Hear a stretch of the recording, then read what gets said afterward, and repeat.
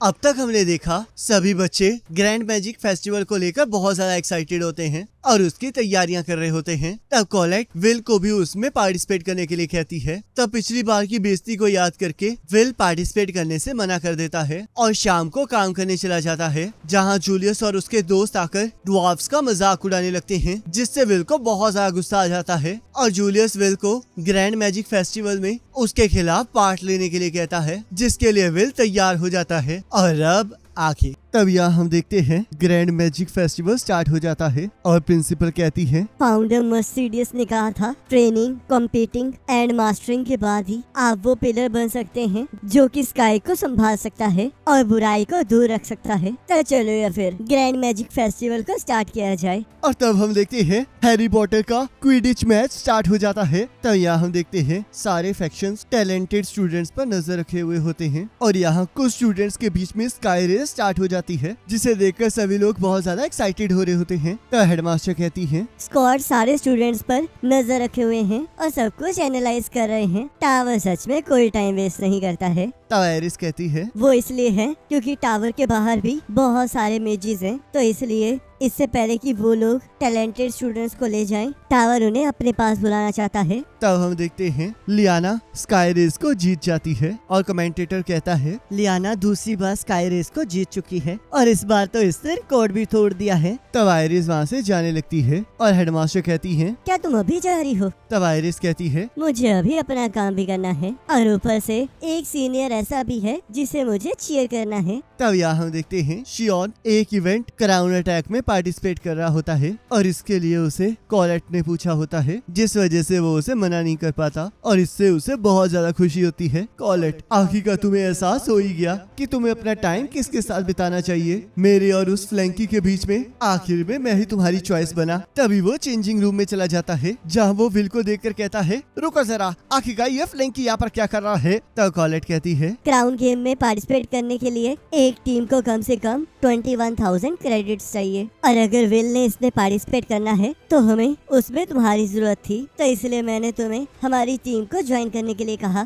तब विल कहता है, माफ कर देना शियॉन कि मैंने तुम्हें इसमें इन्वॉल्व किया। तो शियॉन कहता है, क्या तुम मजाक कर रहे हो? आखिरकार मुझे इसके साथ टीम अप क्यों करना पड़ रहा है और आखिरकार तुम इस हाई लेवल कॉन्टेस्ट में क्यों पार्टिसिपेट कर रहे हो? तभी हम देखते हैं जूलियस वहाँ से गुजरने लगता है और तब वो और विल एक दूसरे को घूरने लगते हैं। तो शियॉन सोचता है, आखिरकार ये मुझे क्यों नहीं देख रहा है? क्या ये मुझे इग्नोर कर रहा है? उस टाइम इसने मुझे बचाकर बहुत ज्यादा शर्मिंदा किया था और अब ये मुझे देख भी नहीं रहा है। तब कोलेट कहती है, कुछ प्रॉब्लम हुई है और विल ने कहा है कि ये अब जूलियस के खिलाफ क्राउन अटैक में पार्टिसिपेट करेगा। और तब कमेंटेटर माइक कहता है, तो अब आप सबका ग्रैंड फेस्टिवल के आफ्टरनून सेशन में स्वागत है। मैं फिर से इस इवेंट को होस्ट कर रहा हूँ और मेरे साथ एकेडमी के मोस्ट हेटेड प्रोफेसर हैं और ये बहुत ज्यादा डरावने और घटिया हैं। सभी स्टूडेंट्स ये सपना देखते हैं कि वो इन्हें सबक सिखा सके। तो प्रोफेसर एडवर्ड, प्लीज मेरे क्रेडिट्स को वापस कर दीजिए। और आखिरकार ये किसका आइडिया था? आखिरकार वो कौन था जिसने मुझे वाइपर के साथ कमेंट्रेटरी करने भेजा है?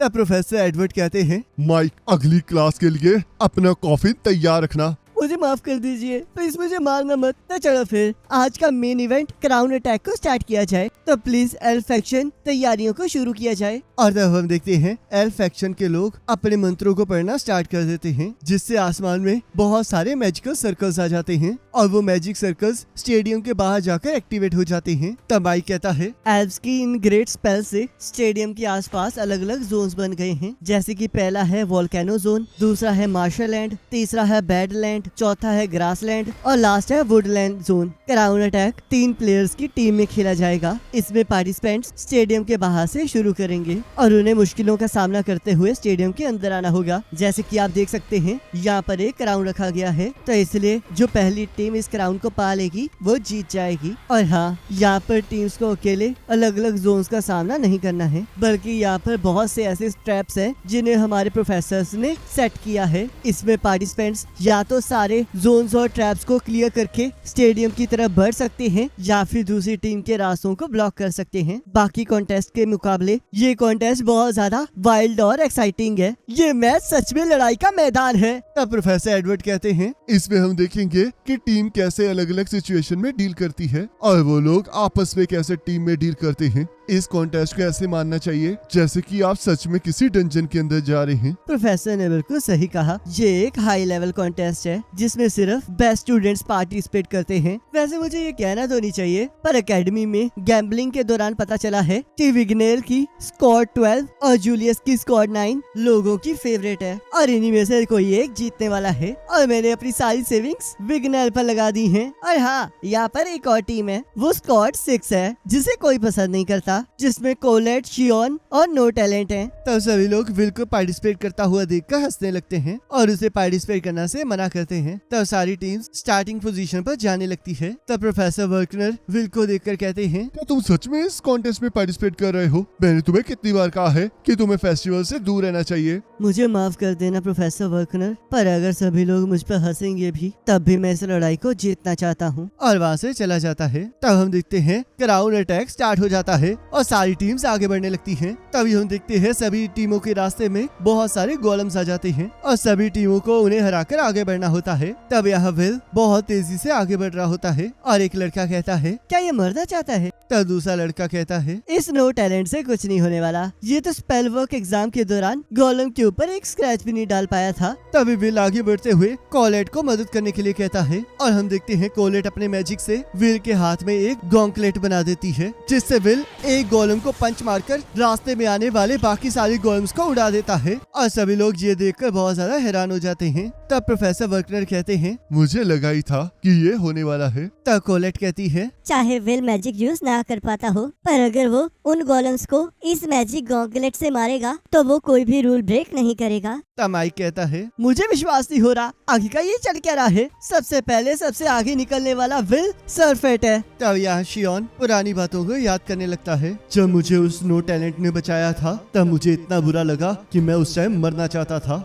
और इसी वजह से मैंने तब तक ट्रेनिंग की जब तक मुझे महसूस नहीं हुआ कि मैं मर जाऊंगा। मैं और भी ज्यादा ताकतवर बन गया, पर फिर भी आज ये मुझसे आगे निकल रहा है। तब हम देखते हैं विल की टीम बैडलैंड्स तक पहुंच जाती है, जहाँ के ट्रैप्स एक्टिवेट होकर उनकी तरफ पत्थर फेंकना स्टार्ट कर देते हैं। तब विल जमीन पर बुक्का मार के अपने सामने एक मिट्टी की लेयर बना लेता है, जिस वजह से वो लोग उस हमले से बच जाते हैं। तब विल कोलेट को फिर से आवाज लगाता है। तब हम देखते हैं कोलेट अपने मैजिक से वहाँ पर बहुत सारी तलवारों को बुला लेती है। तब विल एक एक तलवार को फेंककर उन ट्रैप्स को तोड़ देता है, पर हम देखते हैं एक ट्रैप रह जाता है और वो जैसे ही विल पर हमला करने लगता है वैसे ही विल उसे बीच में से काट देता है। तब माइक कहता है, इन्होंने तो बैडलैंड्स को भी क्लियर कर लिया, आखिर का ये चल क्या रहा है और आखिर का ये लोग इतने फास्ट भी कैसे हैं? तब एक लड़का कहता है, ये सब कुछ कोलेट के मैजिक की वजह से हो रहा है। तब फायर फ्रैक्शन का स्क्वाड कहता है, ये तो सच में बहुत ज्यादा फास्ट है, इसने तो बहुत जल्दी ट्रैप्स का पता लगाकर उन्हें उड़ा दिया है। तब प्रोफेसर एडवर्ड कहते हैं, विल ने बहुत सारे डंजन्स को क्लियर किया है और वो अपनी नॉलेज और एक्सपीरियंस से बहुत ज्यादा एफिशिएंसी से काम कर पा रहा है। ये तो बस वो अपनी रिफ्लेक्सेस से ही कर सकता है। तब हम देखते हैं आइरिस विल को चीयर करने लगती है और यहाँ विल की टीम सबसे आगे चल रही होती है। तब हम देखते हैं बहुत सारी टीमों को ट्रैप्स की वजह से प्रॉब्लम आ रही होती है और स्टेडियम में इस बात का शोर मच रहा होता है कि क्या विल इस बार फर्स्ट आने वाला है। तब जूलियस सोचता है, आखिरकार स्टेडियम से इतनी ज्यादा आवाजें क्यों आ रही हैं? और तब वो अपने टीम मेंबर से इसके बारे में पूछने लगता है। तब उसका टीम मेंबर कहता है, हमारी सर से पता चला है कि विल इस टाइम सबसे आगे है और वो अगर इसी तरह आगे बढ़ता रहा तो वो जीत जाएगा। तब जूलियस कहता है, तुम चिंता मत करो, मैं अभी जाकर उसे रोकता हूँ। तब यहाँ विल की टीम जंगलों में पहुँच जाती है, जहाँ पर चेन सर्कल्स का ट्रैप एक्टिवेट हो जाता है। तभी हम देखते हैं विल उनके आसपास के एरिया को काटकर